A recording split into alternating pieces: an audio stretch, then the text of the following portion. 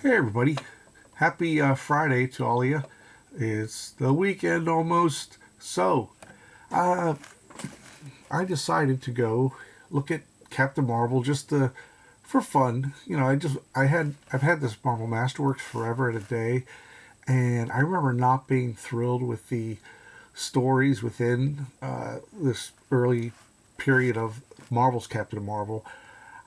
Just trying to see if it was as bad as I remember it, and it's pretty bad. It's as pretty much as I remember. Nostalgia aside, I don't think anyone can argue this was a great character at first, a great storyline at that. But, if you feel opposite, that's fine. So, as the legend goes, the original Captain Marvel from Fawcett got sued out of existence, and the name wasn't used for a long time. And then in the 60s, when the Batman TV show became popular, there were all these small companies that were coming up with their own version of Captain Marvel. And the one that's goofiest is, I think it's from Fast Productions or something, had a guy who basically said split, and his limbs would and head would pop off and stuff like that, and then he would bring it back. So the name was up in the air, and Marvel Comics was what Timely used to be until '61, when the FF1 came out. So Marvel became gradually more and more popular, and he became a standard bearer. Is that the right phrase?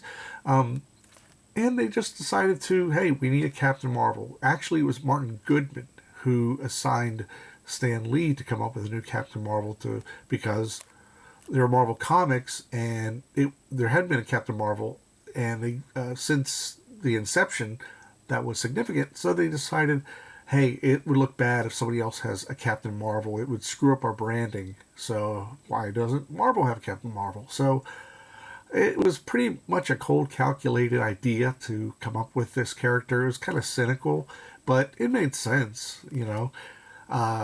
For the costume, by the way, is designed by Gene Colan, and at the last minute, Roy Thomas added that little ring around the planet like Saturn. And but, oof, it's pretty crazy. I love the coloring here, the painting over the original art. Not literally, but it's done by Dean White, I think, and he is just phenomenal. Let's see. Hang in there, boy. Hang in there. I don't know. I don't know. See, you got all kinds of creators. See, that's a sign that the book is in danger right there when you see all of these. Oh, Richard Eisenoff, he's good too. I knew that Dean White did a whole bunch of these paperback Marvel Masterworks, which were great, but then they just did the hardcovers because they were kind of cannibalizing their own sales. But here we go. Why am I yelling? Yeah, introduction by Roy the Boy Thomas. And the funny thing is, Roy made mention of this on this first cover. It's Marvel Superheroes featuring Captain Marvel. Then you see Marvel Comics Group, The Coming of Captain Marvel. So, they plastered it all over the place. All new, never seen before, because Marvel Superheroes became a reprint title. And then up until issue 20-something, it was the first story was always new. And then eventually became something else. I can't remember what it was. Maybe Marvel Greatest Comics. So it's so far. Does that look like a sensational Marvel character to you? It's kind of bland, and I'm not dissing on Gene Colan. He was just kind of thrown into this. And if anybody, knows the lore, he's a Kree captain who's supposed to go to Earth and as a spy, as a sleeper agent for the Kree to inform Yonrog, Colonel Yonrog, no relation to Eggnog. He was the military leader, and he was going to act on whatever report that Marvell came up with. I like that his name was Marvell. That was clever. It's MARV-VELL. And it's neat. Whee! At the same time, I'm going to do an episode of the original Guardians of the Galaxy. Gene Colan is one of my all-time favorites. But when it comes to science fiction, I get the feeling that he was not entirely comfortable with it, because he was based in realism, like staggeringly great realism, which involved a lot of photographs that he personally took, as well as a morgue, which is a term for a bunch of photographs you cut out of magazines, newspapers, etc. So, and you can't do that with outer space. That is where he keeps his suit, this cylindrical thing. I guess it was one of those little things to make him look distinctive. But at least he doesn't have his lunch in there, rolled down a hill. So Frank Giacoia is really, really delivering well on the inks, because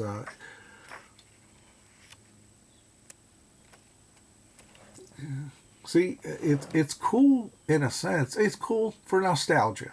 I'll be honest. That's all I get out of this. It's a bit aimless.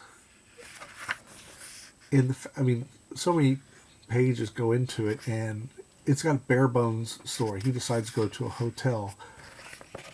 I guess he got some Earth money, but then there's the attack. So you only got 15 pages of padding, actually. Not a lot happened, which was unusual for a Marvel book back then. And Roy the Boy Thomas takes over. Excuse me a second. I'll go back here. Hang in there, everybody. Hang in there. Yeah, Stan wrote the first one, okay. And Stan hated it. He hated the idea of creating Captain Marvel from scratch. He had to do it like ASAP. So, pass it off to Roy. I like that cover a lot. That's pretty cool. It's a great Colan image. Paul Rainman, who had been around, for like a decade or two prior in the industry. And, it's not a good match.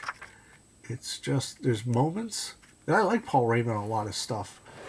It's contrary to Gene Colan's half-tone details.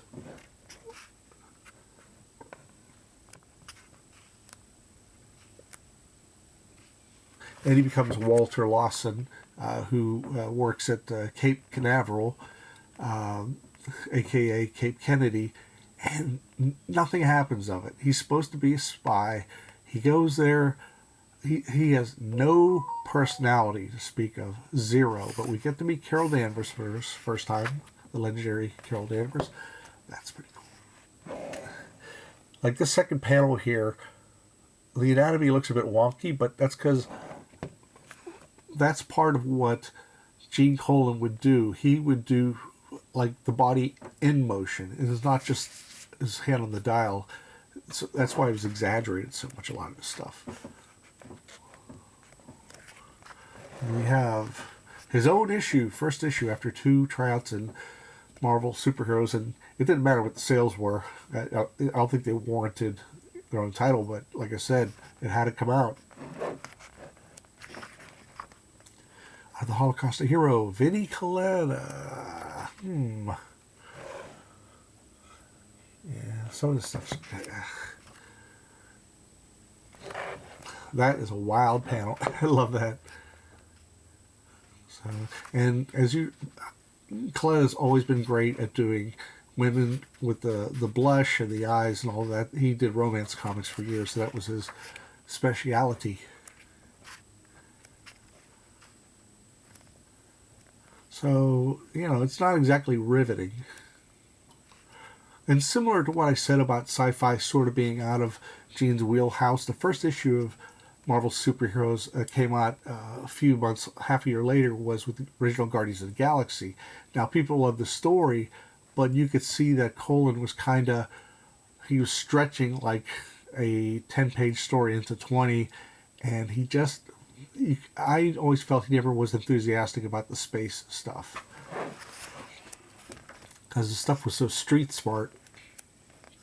So we go on and on and on.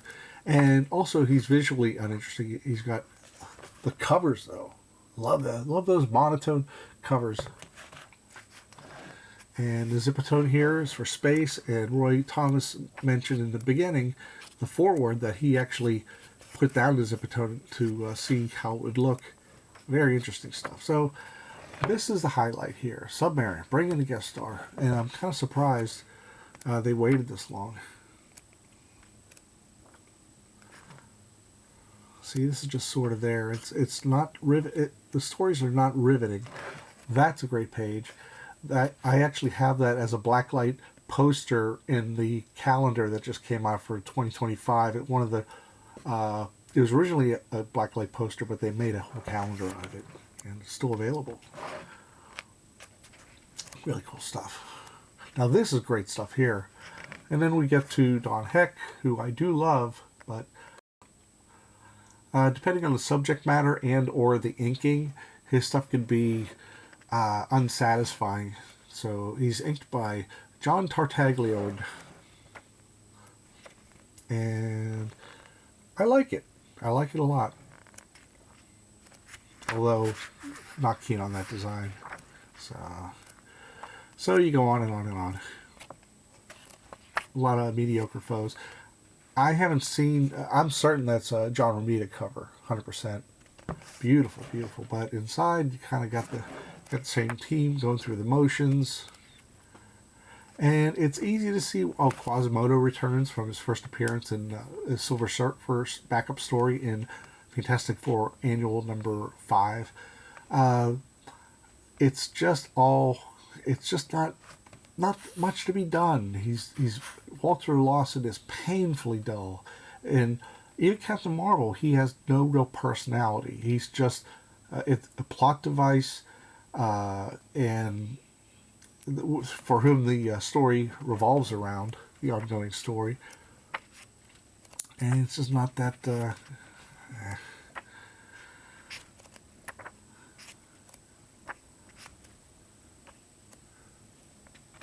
Like he's in love with Medic Una, and he competes with Jan Rog's love for her, and that's as far as his personality goes.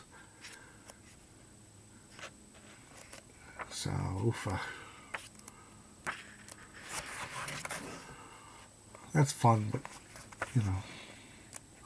you know, bullpen bulletins. Some original art.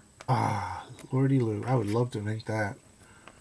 I inked a few colon commissions, and they were some of the most fun I've ever had. Okay, so we're up to what issue? Yeah, okay, 9. Here we go. And I don't think they made a soft cover of this, so I had to buy the hardcover. This is really cheap on eBay, by the way, if you are interested. And there we go. Roll call. 1,500 creators. And Roy Thomas. I would love to have Roy do all the introductions to any books that were published after 1965 when he started at Marvel, because he has the opposite of Stan Lee. He has the opposite of Jack Kirby. He has a laser-focused memory of everything comics. Ones he created and ones he's observed and others he's edited. So I just think he should do them all. And he goes on, and I like it. So another neat cover by Marie Severin. I don't know who's inking it, but it's sure pretty cool. It's probably Frank Giacoia. So oof, I don't like when Coletta does that.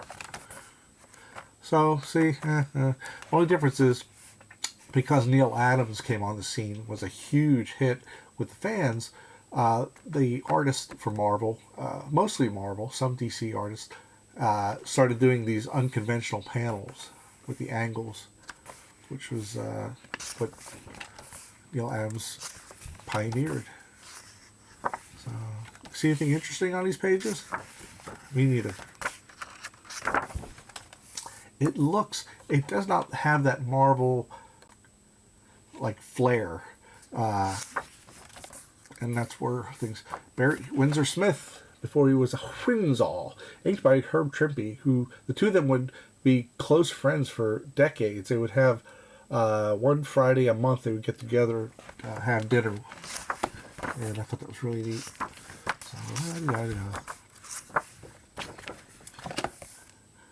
okay, now this. Oh boy, how can I say this? I like Dick Ayer's stuff on Sergeant Fury pretty much. Only in the stuff he did with Knight Rider when he created the ghostly Knight Rider, that was cool. So westerns and non superhero stuff is what Dick Ayers exceeded at, and he also inked Kirby great. Now, this had to be done. This had to be a weekend project, much like Captain Marvel 112 and a few other things. Because right off, that's a copy of one of the covers. Oh, that's in the other book.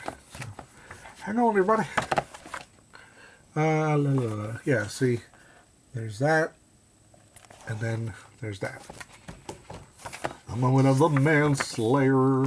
So there's a lot of dead air here and squiggles, and I think they were working Marvel style at the time. And Sid Shores is inking it, and real interesting, really kind of odd. If you looked at this and said it was a Marvel comic, if you didn't know it was a Marvel comic, you wouldn't have guessed it was. Whoop. And this one's penciled by Frank Springer, who just came on board. He was one of those guys who did some Golden Age comics, actually. I think he did some Submariner when Bill Everett was overseas during the war. So it's just loping along, do, and even a guest shot by Iron Man doesn't really raise the pulse.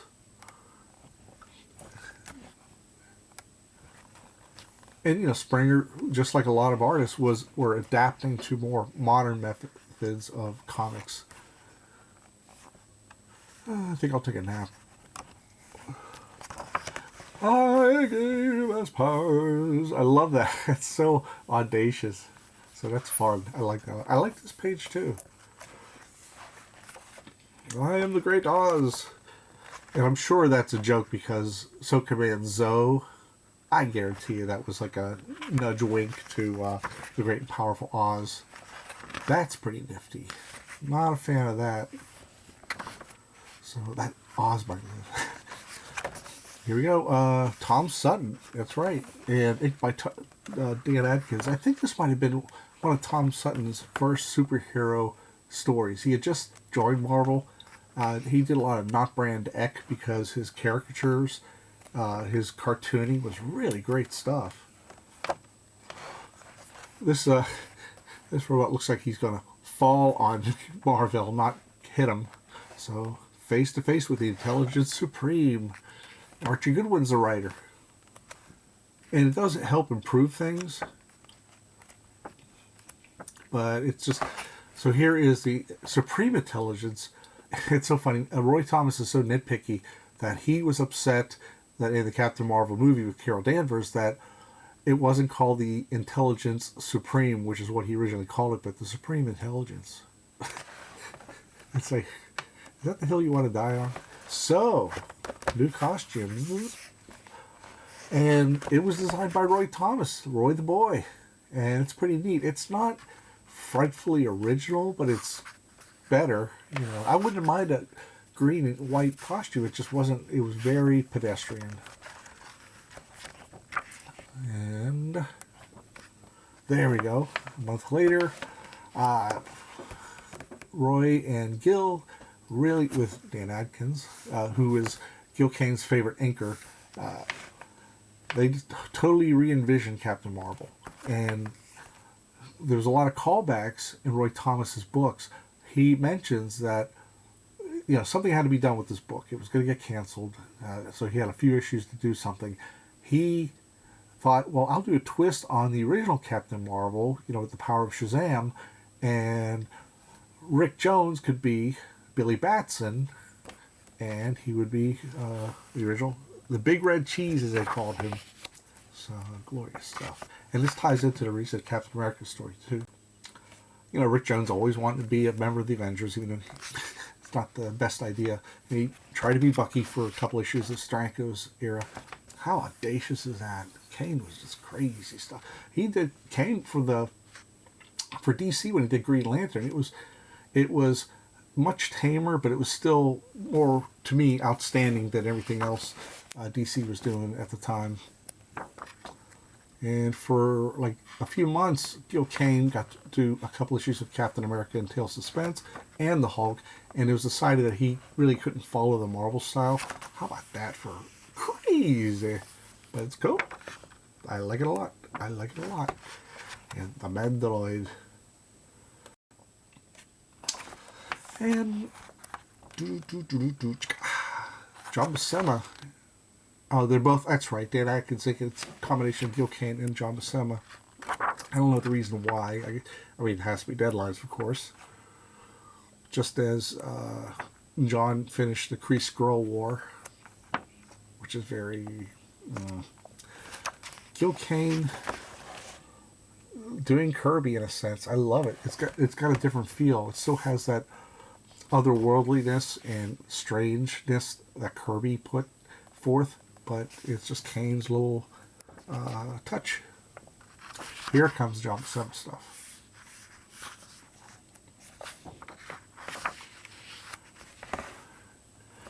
Wham! It's like, what, they playing football? Carol Danvers. And at the time, Carol Danvers was the damsel in distress. That's pretty much her sole purpose in this book at the time. And, you know, big deal, right? I mean, it's just...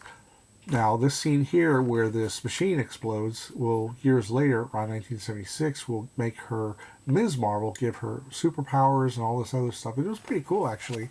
I enjoyed it. So it calls back to this. Wow, how about that? Man, look at those inks by Adkins. It's just such a great piece there. And nobody did characters in the foreground splayed from being knocked out better than Gil Kane. If you look at all those covers he did in the 70s, almost all the heroes are laying this way, but always a little different. But he always cuts off one leg, you know, for short. I mean, the leg's still there. It's just that you don't see it from that angle. But man, there are countless covers that I would tell you, but I just too many.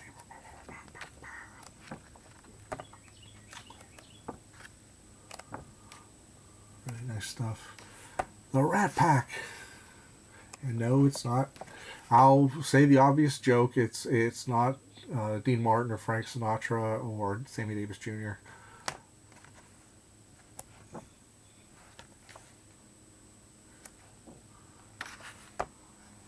So we go through it all again. Oh, I love that so much. And he sends his bad guys flying. That's the thing that where Stan was telling his artists, it's like, be like Kirby. And maybe not like the blocky style that he has, but dynamicism that he pioneered in the early, actually back in Captain America #1 back in 1940. So there was a thing where if you punch somebody, they better fly back like 20 feet. And the Buscemas did that great. So many artists did that. Keith Pollard did a great job of it. And it just sort of became the thing. I kind of miss that. They don't do that much anymore. I don't think they do it at all anymore. But, you know, maybe that's just me being, nostalgic. So I love that.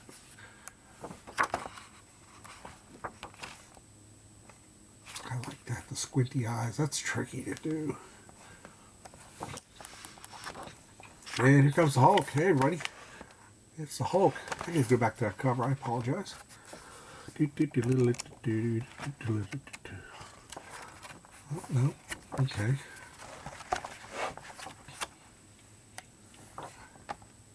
I did miss that cover. Goodness gracious. You're a mess, Drew. Thank you. Oh, that's funny. Okay. This two-part story has been reprinted in the one and only issue of Giant Size Captain Marvel. It came out in 1975, and that's about it. And that's where I first read it. My cousin had it. I read his, and I was very, very covetous of it. Anytime I mention something a cousin had that was cool, I have to say the word covetous because, you know, if you're a hardcore geek fan like me, That's how you get. I never stole anything from him, so never went that far. Really cool. He's trying to cure himself with the Hulk. Have to rest a little. Just a little. It's a riddle. It's interesting how the shape of the Hulk is much broader than a lot of artists would do, because he kind of physically shrinks him. No, actually, it's like a funhouse mirror. Instead of being irregular proportioned, like say here, he's bigger, but he's not much wider. So, wow, amazing stuff, amazing stuff.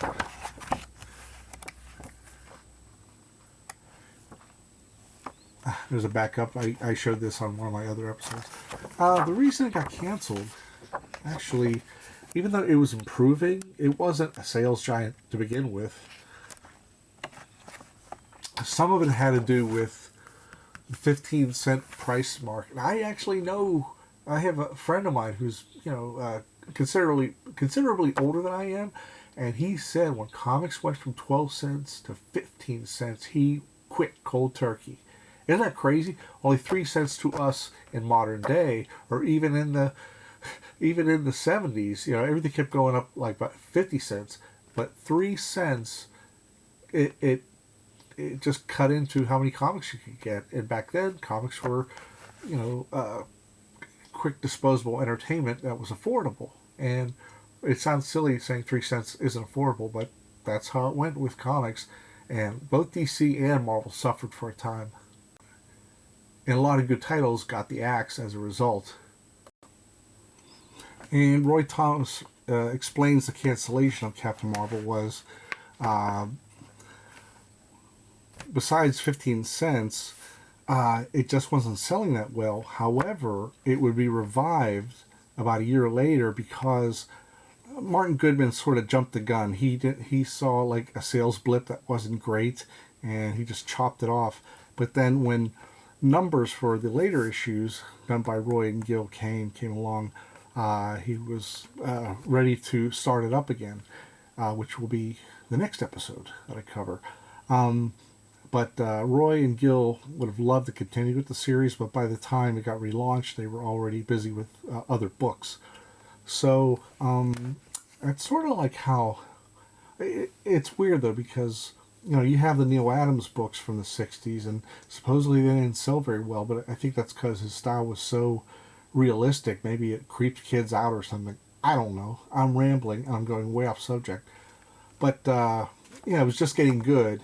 And then, but we'll see next episode where some guy whose name rhymes with him Sparlin will save the day for Captain Marvel and create a fantastic storyline that is by and large the best Captain Marvel story ever of this version. That's it. I will talk to you soon.